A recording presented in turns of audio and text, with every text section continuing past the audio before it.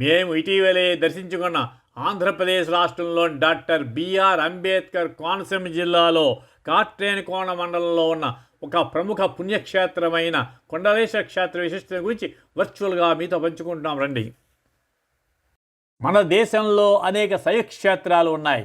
ప్రతి శివాలయానికి శివుడు లింగ రూపంలో అనేక రూపాల్లో దర్శనమిస్తూ ఉంటారు. అలాంటి క్షేత్రాల్లో కొండలేశ్వరునికి ప్రత్యేకమైన ప్రాముఖ్యత ఉంది. ఈ క్షేత్రం ఇతర శైవక్షేత్రాల కంటే చాలా ప్రత్యేకము, ముఖ్యంగా కాశీకి సమానమైన స్థానాన్ని కలిగి ఉంది. కొండలాకారంలో ఉన్న శివలింగము ఎంతో ప్రాముఖ్యతను కలిగి ఉంది. అలాగే ఈ క్షేత్రం ఆలయ విమాన గోపురంపై భారతదేశంలో ఎక్కడా లేని విధంగా 23 శివలీలాలు నిర్మించారు.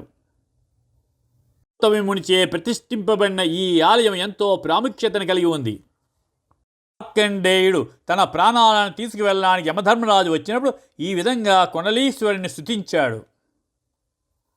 కుండలీకృత కొండలేశ్వర కుండలం వశవాహనం నారదాదిమునేశ్వరస్తుత వైభవం భువనేశ్వరం అంధకాంతకమాసతామర పాదపం మదనాంతకం చంద్రశేఖరమాశ్రయే మమకింకరిష్యద్వయమః.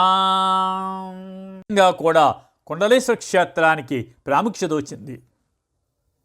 ఈ కొండలేశ్వర క్షేత్ర విశిష్టతను 8వ శతాబ్దంలో ఆదిశంకరాచార్యులు వారు, 15వ శతాబ్దంలో శ్రీనాథుడు పురాణాల్లో వివరించినట్లు తెలుస్తోంది. కవి సార్వభౌమైన శ్రీనాథ మహాకవి తన భీమఖండం అంటే భీమేశ్వర పురాణంలో గోదావరిని వర్ణిస్తూ కొండలేశ్వరం గురించి వ్రాశారు. ఇంతటి ప్రాచుర్యం చెందిన ఈ కొండలేశ్వర క్షేత్ర మహిమ గురించి ఎంత తెలుసుకున్నా తక్కువే. గౌతమి మహత్యం అనే గ్రంథంలో ఈ క్షేత్ర మహిమ గురించి 103వ అధ్యాయంలో వ్రాయబడి ఉంది. ఈ గౌతమి నది ఎప్పుడూ సందడి చేస్తూ ఉంటుంది. అలాగే నదీ గర్భం నుండి రాత్రివేళ ఓంకార నాదాలు వినిపిస్తాయిట. ఈ గోదావరి నదిని వృద్ధ గౌతమి అని పిలుస్తారు. ఇక్కడ నదీ స్నానం ఆచరించడం వలన 1,00,000 గోవులను దానం చేసినంత పుణ్యఫలము, అలాగే అశ్వమేధ యాగం చేసినంత ఫలితం వస్తుందని ప్రతీతి.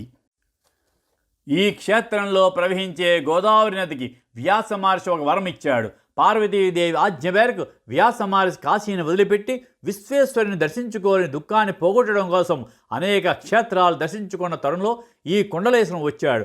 దక్షయజ్ఞం తర్వాత యోగాగ్నిలో దగ్ధమైన సతీదేవి చెవుకొండలాలు పడిన ఈ క్షేత్రంలో గోదావరి స్నానం చేసి కొండలేశ్వర స్వామిని దర్శించి ఆయన కాశీ విశ్వనాథుని దర్శించుకున్న అనుభూతిని పొందాడు. అప్పుడు ఆయన ఇక్కడ ప్రవహించే గోదావరి నదికి ఒక అపురూపమైన వరం ఇచ్చాడు.